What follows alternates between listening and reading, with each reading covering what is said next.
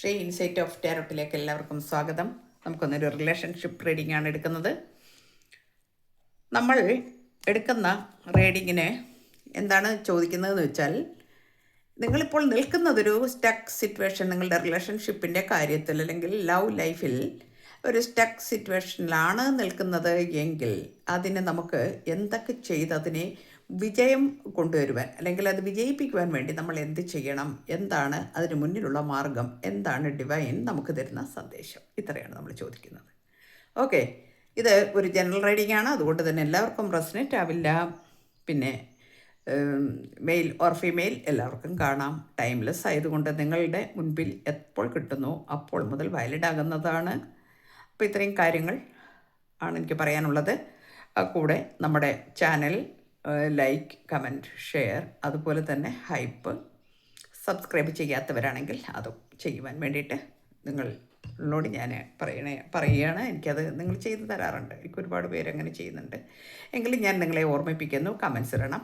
Comments ഇട്ടാൽ മാത്രമാണ് എനിക്ക് നിങ്ങളുടെ ശരിക്കും നിങ്ങളുടെ ആ ഒരു എനർജി എനിക്കിവിടെ കിട്ടണമെങ്കിൽ ആ കമൻറ്റിലൂടെയാണ് കിട്ടുന്നത്. ഓരോ വ്യക്തികളെ ഞാൻ മനസ്സിലാക്കുന്നത് അങ്ങനെയാണ്.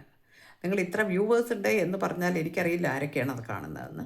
പക്ഷേ കമൻറ്റിലൂടെ ആകുമ്പോൾ നിങ്ങൾ ജസ്റ്റ് ഒരു പിന്നെ എന്തെങ്കിലും ഒരു ഇമോജി ആണെങ്കിലും മതി, എന്തെങ്കിലും ഒന്നിട്ടാൽ മതി. അപ്പോൾ തന്നെ എനിക്കത് നിങ്ങളുടെ എനർജി ഇവിടെ കിട്ടും. ഓക്കെ, ശരി, നമുക്ക് നമ്മളുടെ റീഡിങ്ങിലേക്ക് കിടക്കാം. ഫസ്റ്റ് കാർഡ് കിട്ടിയിരിക്കുന്നത് സ്ഥലം വിട്ടു പോകുക എന്ന ഒരു എനർജിയാണ്. അതായത് നിങ്ങളിപ്പോൾ ഇരിക്കുന്ന സ്ഥലത്ത് നിന്ന് നിങ്ങൾ പോയി എന്നാണ്. നിങ്ങളോ അല്ലെങ്കിൽ നിങ്ങളുടെ പാർട്ട്ണറോ പോയിരിക്കുന്നു. വിദേശത്താകാം, അല്ലെങ്കിൽ ജോലി അന്വേഷിച്ച് പോകുന്നതാകാം. ഇനി ചില ആളുകൾ ഇതിൽ നിന്ന് മൂവ് ഓൺ ചെയ്തു പോയി എന്നും കാണുന്നു. ഓക്കെ, അപ്പം നമുക്കിതിനകത്ത് 2-3 കാര്യങ്ങളുണ്ട്.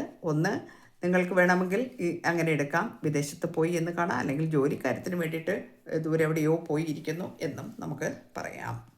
ഓക്കെ, നമുക്ക് ചില കാര്യങ്ങളിൽ നിങ്ങൾ സ്റ്റക്ക് സിറ്റുവേഷനിൽ നിൽക്കുന്നു എന്ന് കാണിക്കുന്നു. ഇതാണ് സ്റ്റക്ക് സിറ്റുവേഷൻ എന്ന് വെച്ചാൽ നിങ്ങളെ ബന്ധനസ്ഥയാക്കി നിർത്തിയിരിക്കുന്നു, കെട്ടിയിട്ട് വെച്ചിരിക്കുന്നു എന്ന് പറഞ്ഞാൽ നിങ്ങളുടെ ലൈഫിലെ ഓരോ വിഷയങ്ങൾ കാരണം നിങ്ങൾ സ്റ്റക്കിലാണ് നിൽക്കുന്നത്, സ്റ്റക്ക് സിറ്റുവേഷനിൽ നിൽക്കുന്നു. നിങ്ങൾക്ക് വേണമെങ്കിൽ അതിൽ നിന്ന് ഇറങ്ങിപ്പോകാം, അല്ലേ, സ്ഥലമുണ്ട്. പക്ഷേ നിങ്ങൾക്കത് എന്ത് ചെയ്യണമെന്നറിയാതെ നിങ്ങൾ കുഴങ്ങുന്നതായിട്ട് കാണുന്നു. ചില കാര്യങ്ങളിൽ നിങ്ങൾക്ക് ഒന്നും ചെയ്യാനാകാതെ നിൽക്കുന്ന ഒരു സന്ദർഭം കൂടിയാണ് ഇത് എന്ന് നമുക്ക് പറയാം.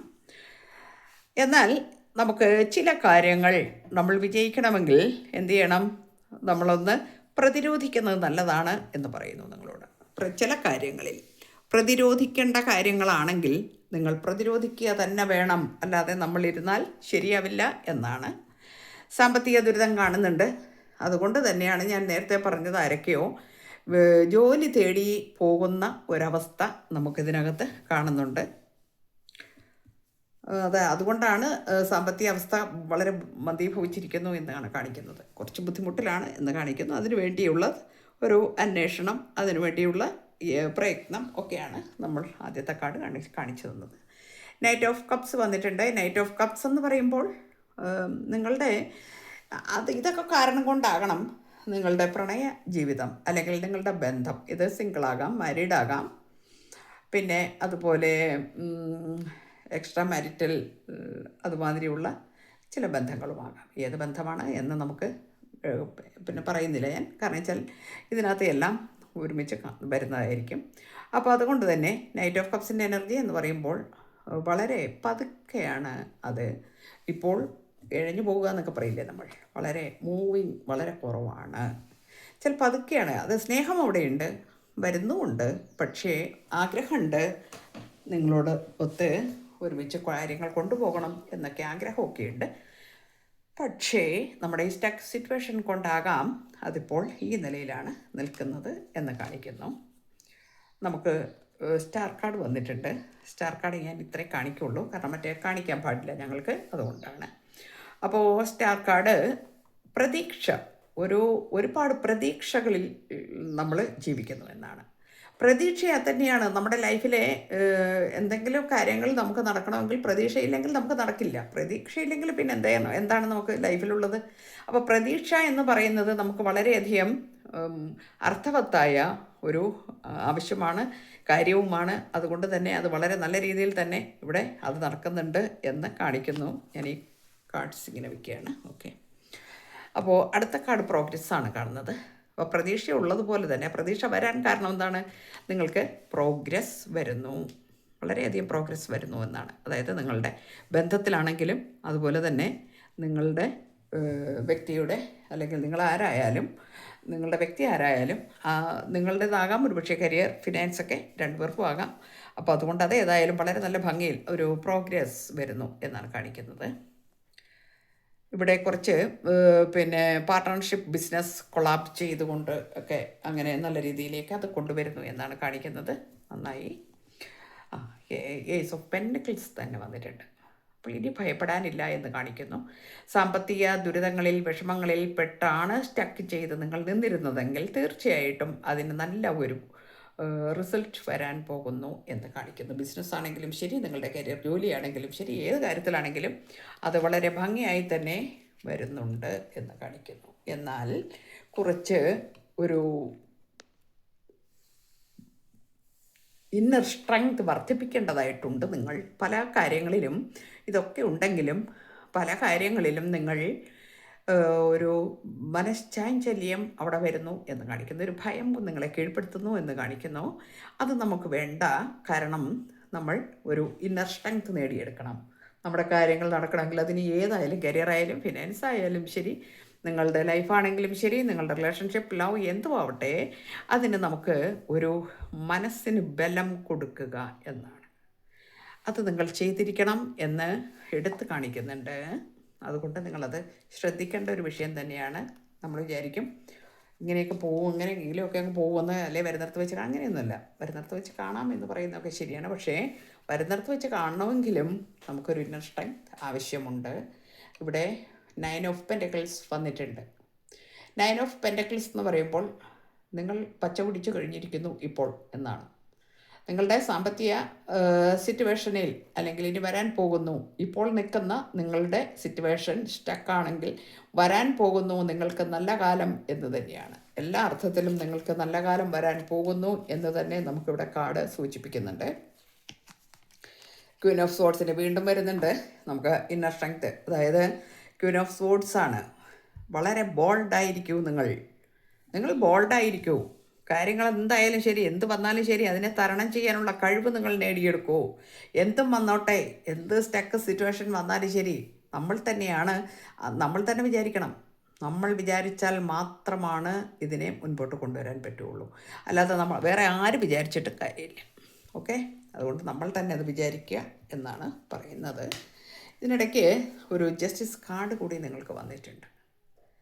ഈ സിംഗിളൊക്കെ ആണെങ്കിൽ മാരേജ് നടക്കാനൊക്കെയുള്ള സാധ്യത കാണുന്നുണ്ട്. അതുപോലെ തന്നെ അതാണ് ഇവിടെ ഇത്രയും കാര്യങ്ങൾ വന്നു കഴിഞ്ഞപ്പോൾ ജസ്റ്റിസ് ഉറപ്പല്ലേ.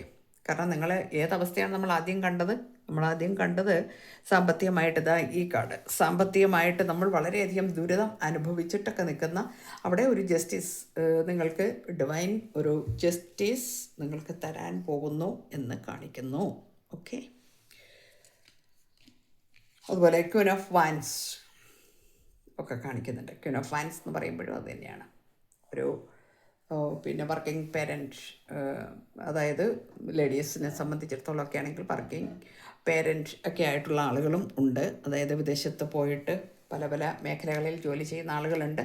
അവരുടെയും കൂടി കാര്യങ്ങളാണ് ഇവിടെ പറയുന്നതെന്ന് എടുത്ത് കാണിക്കുന്നുണ്ട്. ഏസ് ഓഫ് സോർഡ്സ് വന്നിട്ടുണ്ട്. ഇനിയിപ്പോൾ ഭയമില്ല. നിങ്ങൾക്ക് സാമ്പത്തികം കാര്യങ്ങളൊക്കെ നിങ്ങൾക്ക് ഓക്കെ ആയി കഴിയുമ്പോൾ നിങ്ങൾക്ക് ഏസ് ഓഫ് സോർഡ്സിൻ്റെ എനർജി വരുന്നത്. കാരണം വെച്ചാൽ എങ്ങനെ ആയാലും നിങ്ങൾ രക്ഷപ്പെടും എന്നുള്ളിടത്തേക്ക് നിങ്ങൾക്ക് തന്നെ ഒരു വിശ്വാസം വന്നിരിക്കുന്നു എന്നാണ് കാണിക്കുന്നത്. ഏസ് ഓഫ് കപ്സിൻ്റെ കാർഡും വന്നിട്ടുണ്ട്. ഇപ്പോൾ ആദ്യം നമ്മൾ കണ്ടത് എന്താണ്? ഒരു നൈറ്റ് ഓഫ് കപ്സിൻ്റെ എനർജിയാണ്. ദിസ് കാർഡ് നൈറ്റ് ഓഫ് കപ്സിൻ്റെ എനർജി കണ്ടു അല്ലേ. നൈറ്റ് ഓഫ് കപ്സ് എന്ന് പറയുമ്പോൾ എന്താണ്, വളരെ പതുക്കെ സ്ലോ മൂവ്മെൻറ്റ്സ് ആയിരുന്നു. എന്നാൽ ഇപ്പോൾ ആ ace of cups missing energy വന്നിരിക്കുന്നു. നിങ്ങളെക്കുറിച്ച് മാത്രം ചിന്തിക്കുന്നു. നിങ്ങളൊരു സോൾമേറ്റാണ് എന്നുള്ള ചിന്ത വന്നിരിക്കുന്നു.